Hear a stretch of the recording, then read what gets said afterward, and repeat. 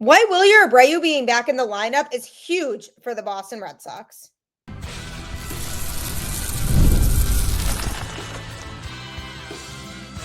You are Locked On Red Sox, your daily Boston Red Sox podcast. Part of the Locked On Podcast Network, your team every day. Hello and welcome to Locked On Red Sox, your daily Boston Red Sox podcast, part of the Locked On Podcast Network, your team every day. I'm your host, Gabby Maljanian, former ESPN social media associate and current host of the Boston Balling podcast as well. And I'm here to bring you the latest in all things Boston Red Sox, Monday through Friday, straight to your favorite podcast feed, and it's free. So make sure that you tune in because Locked On is here every single day. Today's episode is brought to you by FanDuel. Right now, new customers can get $150 in bonus bets when your first $5 bet wins. You'll hear all about that a little bit later on today's show. But happy Tuesday.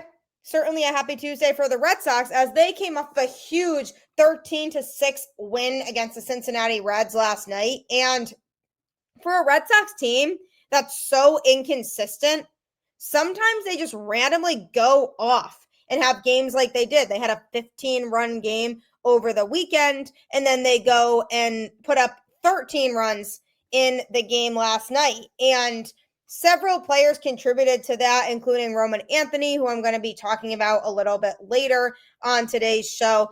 Also, Wilyer Abreu making history. Going to be talking all about that, as well as Jordan Hicks, the biggest piece in the Rafael Devers trade, making his debut with the Red Sox. So lots to discuss in regards to that. But with the Red Sox as of late, one of the biggest issues that they have been having is not being able to score. And even despite the fact that the starting rotation was starting to turn things around, they couldn't get the offense going. They traded Rafael Devers, and ever since then, they, in a lot of games, have struggled to score runs. But like I said, they randomly have games where they pile it on, and last night was just another example of that. And part of the reason why the Red Sox feel more confident offensively now, and something that's helping to fuel their offense as of late, is Wilyer Abreu being back in the lineup. He currently is hitting .256 on the season with a .323 on base percentage and .496 slugging. Now, the Red Sox recorded 14 hits as a team in last night's game. 14. Everybody contributed. Every single player in the Red Sox lineup recorded at least one hit. And last night's lineup went as follows. Jarren Duran, of course, hitting leadoff in left field. Roman Anthony as the DH. Abraham Toro at first base, batting third. Then Carlos Narvaez doing the catching. Wilyer Abreu in right field. Trevor Story in shortstop. Marcelo Meyer at third base. David Hamilton at second base. And Cedar Rafaela in center field. So that was how the breakdown of the lineup went. And everybody had at least one hit. So that was good to see. But Wilyer Abreu was certainly the standout in this game.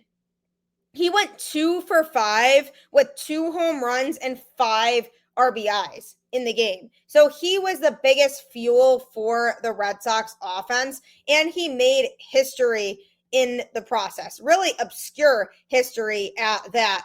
With a 2 home run game, one of his home runs was an inside the park home run, and he also hit a grand slam. He made it all the way around the bases and home safely in the 5th inning after he striped a ball to center field that took an awkward, unplayable bounce off the triangle wall at Fenway. Red center fielder TJ Friedl slipped trying to direct and track down the ball, so he wasn't able to make a play, which allowed Abreu to make it home without a play at the plate. So he was hyped after that, and I was like, wow, I haven't really seen an inside-the-park home run from the Red Sox. This is so cool.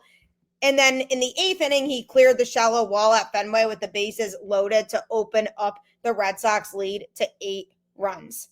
So he had himself a night. He joined a small club of players who have hit an inside-the-park homer and a grand slam separately in the same game, a feat which hasn't been seen since Roger Maris in 1958. So that's pretty cool.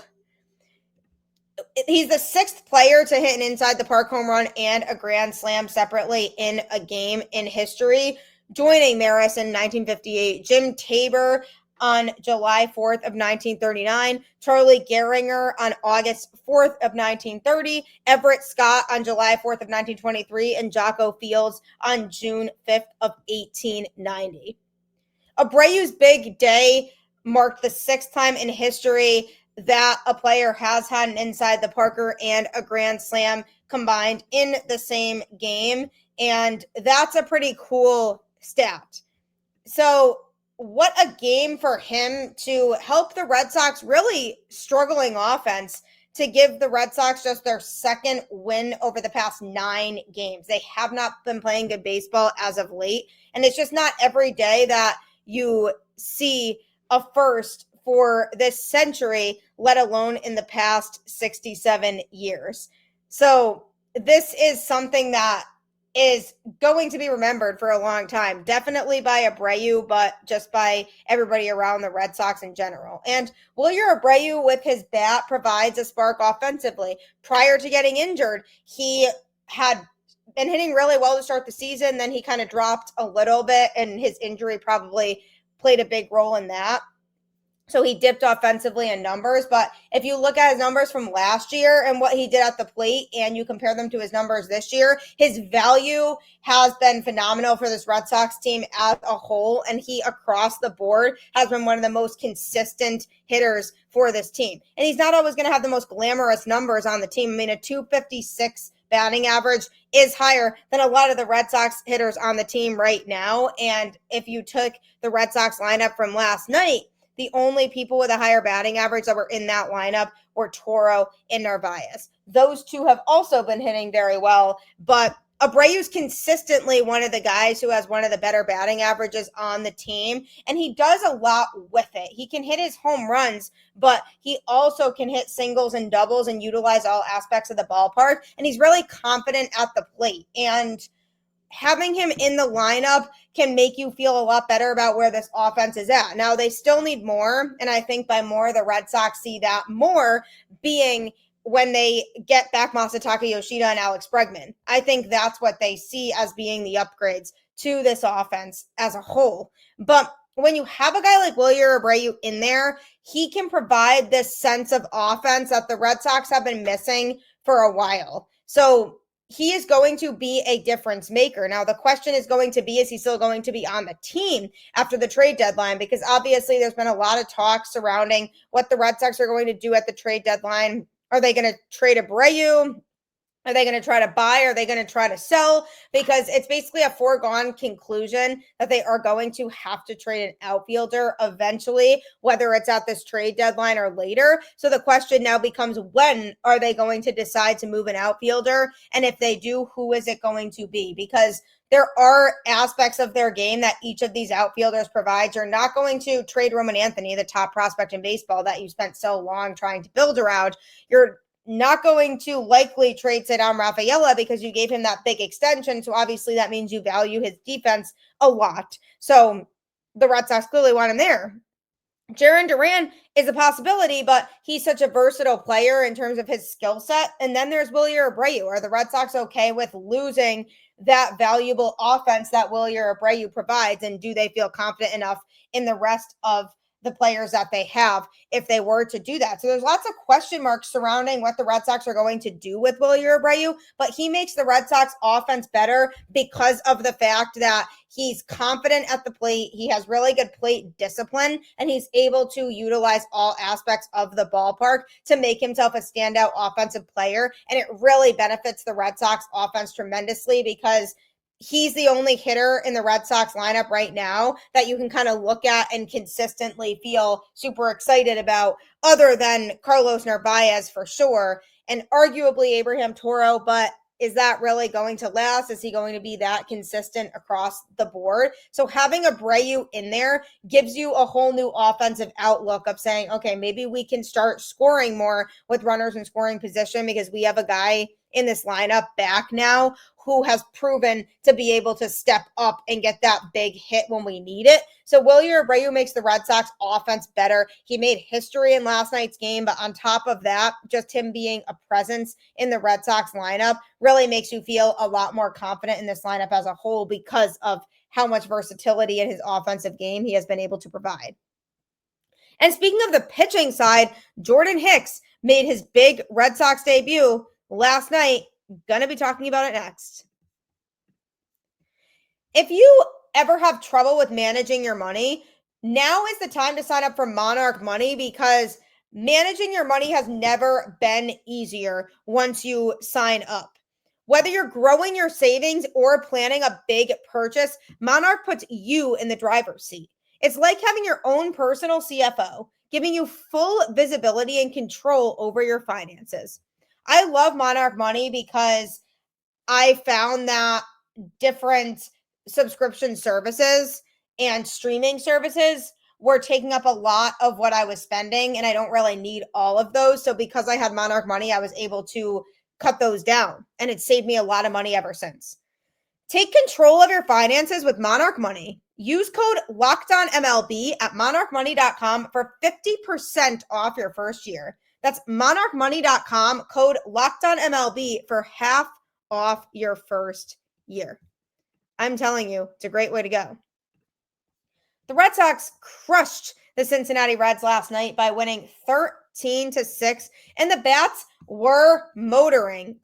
14 hits as a team and only 5 strikeouts as a team. And that's a big deal too, because this Red Sox team is notorious for striking out regularly. It's very sad.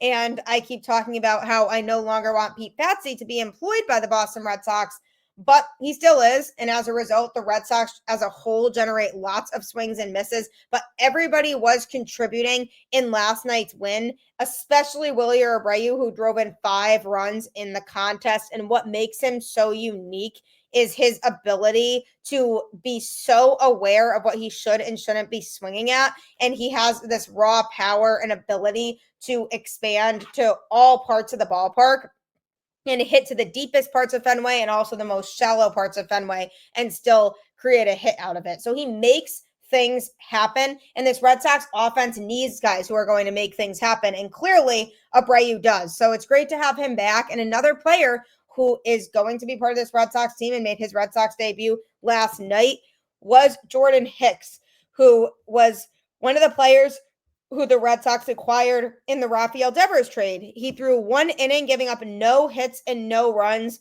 and no walks with 1 strikeout. He threw just 10 pitches with 7 of them for strikes. So very effective in his first outing.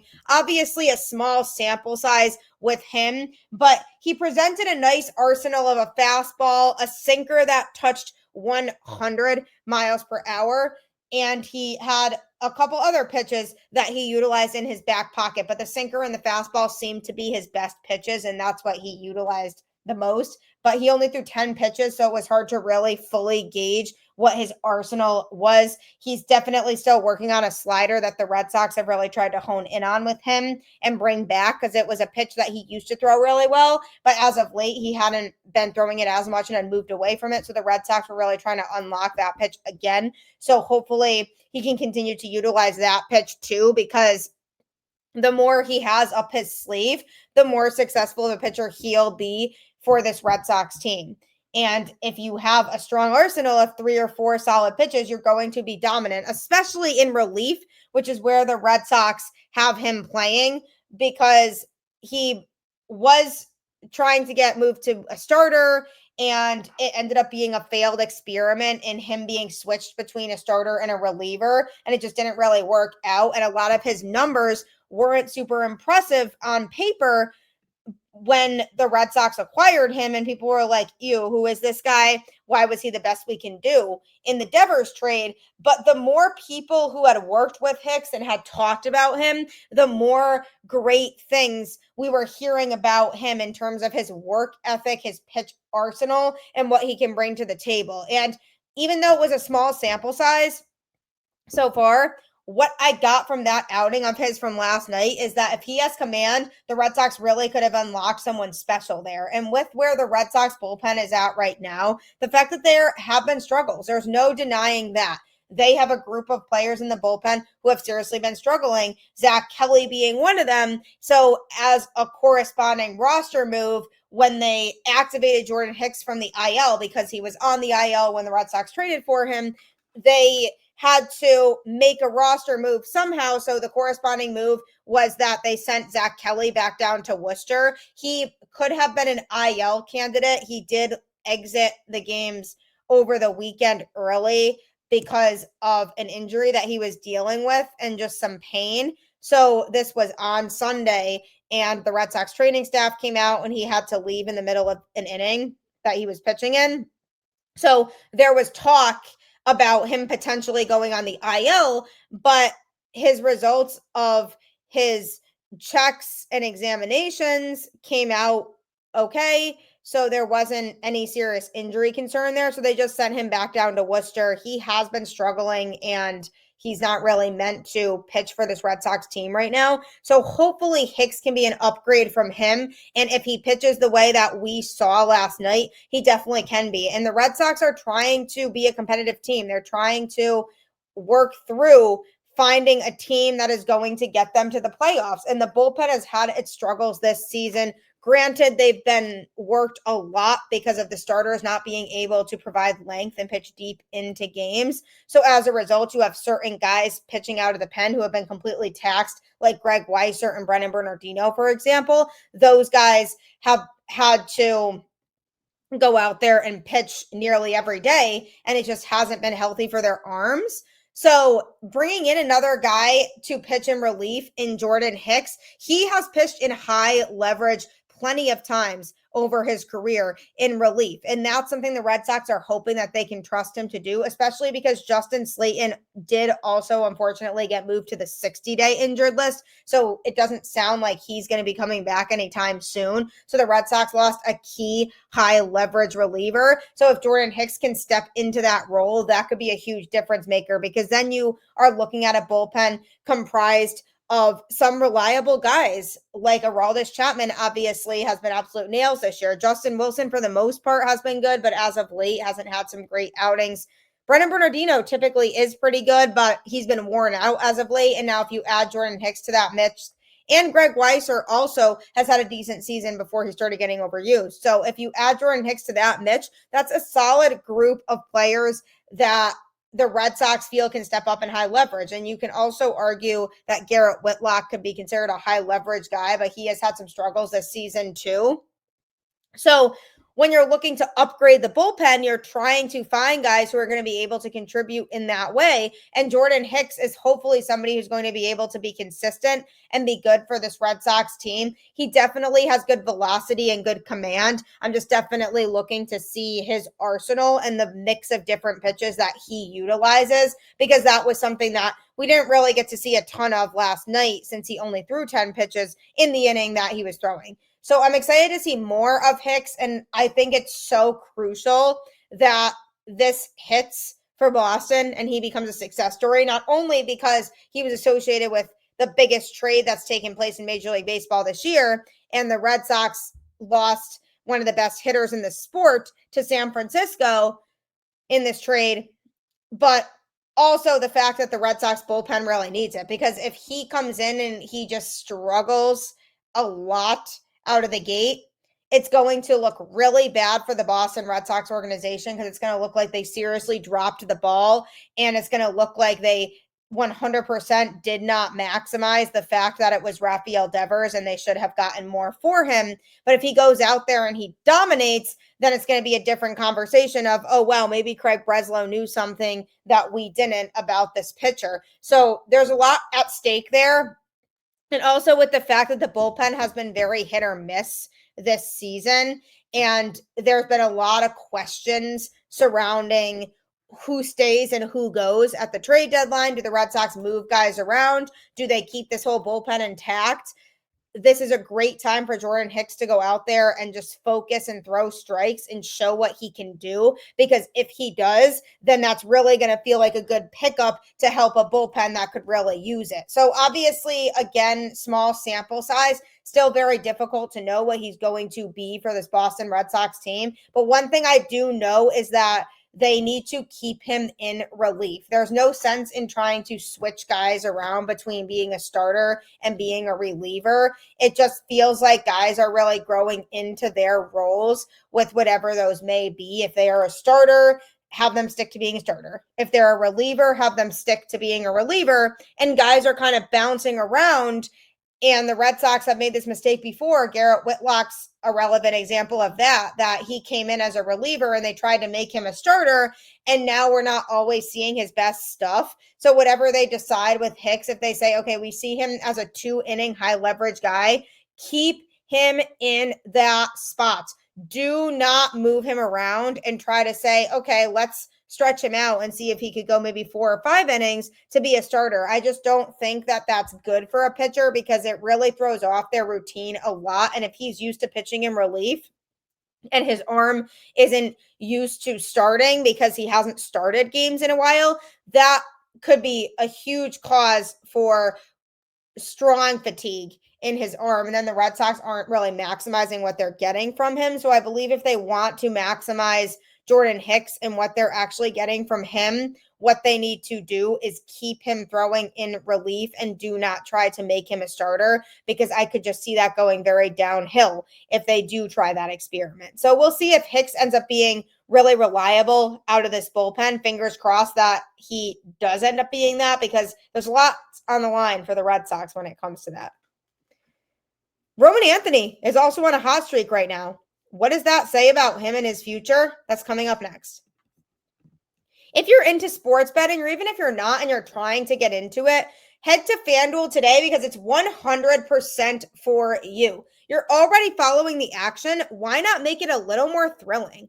With FanDuel, you can get in on the game while your friends are getting sunburned at the beach. My husband's been using FanDuel to track his favorite matchups, and the app keeps it fresh with new daily promotions and fun ways to bet. And he's always telling me about the promotions. Like during basketball and hockey season, he would say, oh, I'm going to make this NBA bet, but FanDuel is having me make a hockey bet too that, oh, David Pastrnak will score 2 goals tonight. Should I take that one too? And I always say yes, because you win extra money by doing those. So they're always promoting things like that, and it's cool.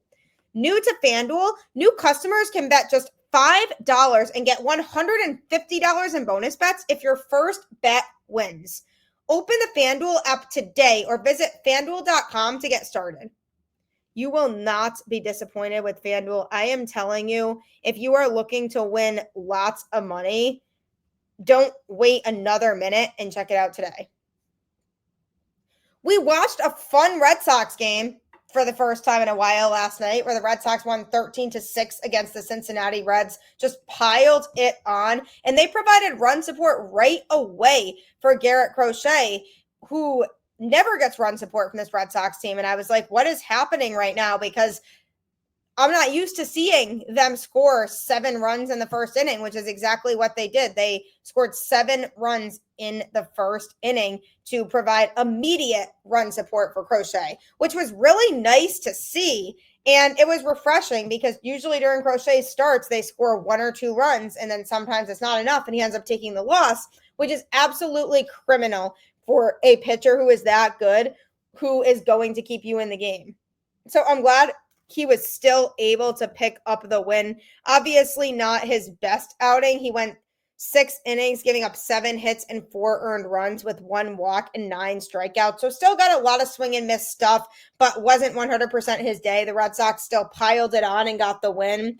And they were tearing up Chase Burns, who was starting for Cincinnati. He threw just 1/3 of an inning, giving up 5 hits and 5 earned runs with 0 strikeouts and 2 walks. So definitely not exactly a competitive game, if you will. But for the Red Sox, it worked out because we really needed that win. And it's just going to be the same cycle over and over again. I mean, obviously, I hope I'm wrong, but it just feels like it's the same cycle over and over again with this team to where they can't exactly put everything together. And are they going to start putting everything together? Hopefully. And hopefully, Roman Anthony is somebody who can assist with that. He has been on a hot streak lately. Since the start of the series against the Giants on the West Coast, he has been hitting .314 with a .429 on base percentage and .486 slugging. And get this, that his power hasn't even really kicked in yet, but he's still hitting like an all-star over the past couple weeks. The things that stand out the most about Roman are his plate discipline and his hard contact. I've talked about all this on the show before, but he has exceptional plate discipline, really has a great judgment of knowing when to swing and when not to swing. And also he just has raw power. I saw him crush so many home runs or deep balls in general in Worcester that now that he's up with a big league team, I'm so glad that that's translating over, because that's been something that's been huge for him.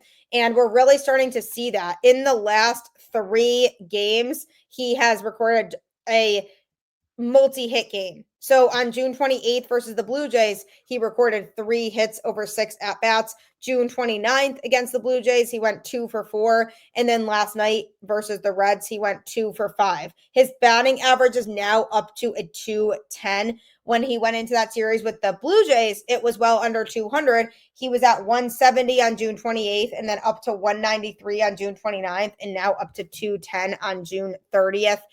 He is 100% showing improvement by the day. And that is what good prospects do. The good prospects are the ones who are always keeping their head on a swivel and always thinking about how they can learn and what they can do to grow as a baseball player constantly. And that's something that Roman Anthony has always done, even from the times that I spoke with him in Worcester, always had a good head on his shoulders and was never trying to think too far ahead, was just thinking about the day that was in front of him and the game that he had to play in that moment and figuring out what he has to do in that game to do what's best for his team and provide value as much as he can. So I really like what I'm seeing from him. When the Red Sox won 15-1 against the Blue Jays on Saturday, the bats exploded for 15 runs on 18 hits while slugging 3 home runs in just an absolutely very exciting win. And the team had previously scored 4 runs in their last 28 innings before that impressive display on Saturday. So the offense had been absolutely putrid prior to that. Putrid.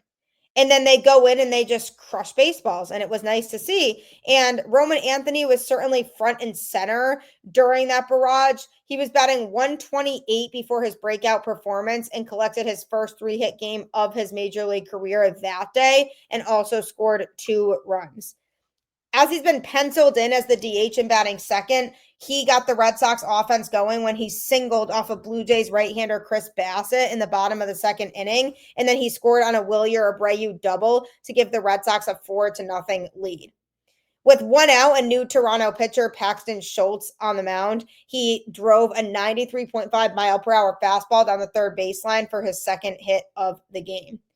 And then when he stepped up to the plate in the bottom of the 8th inning with Jarren Duran on first base, he hit a ground rule double to right field for his 2nd extra base hit of the game. Duran ended up crossing the plate on an Abraham Toro sacrifice fly that gave the Red Sox a commanding 15-1 lead.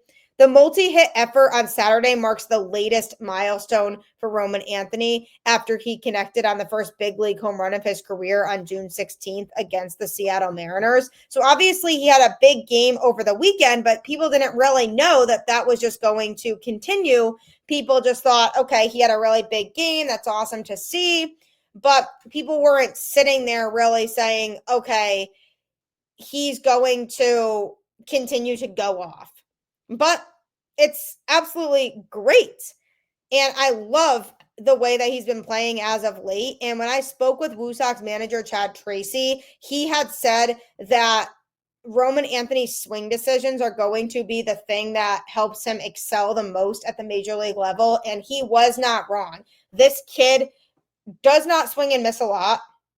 And if he does, it's on an absolutely nasty pitch that kind of broke the location and was supposed to be down the middle and wasn't. And that stumps him a little bit, but overall, he really is good at making that judgment on knowing, okay, should I swing at this or not? And it has helped him to be very successful. And what does this all mean for him? He's trying to prove himself when it comes to getting a contract extension, either with the Red Sox or elsewhere, obviously, hopefully with the Boston Red Sox.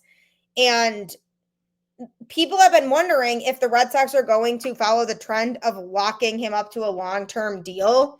And he explained that he hasn't had any contract talks with the organization. He said, I haven't heard a peep from anyone about anything. I think right now the goal is pretty clear for me. It's to worry about showing up every day and doing what I have to do here to help this team win. There haven't been any talks of that, and I think credit to the Red Sox for letting me go out and play. But no, there hasn't been anything.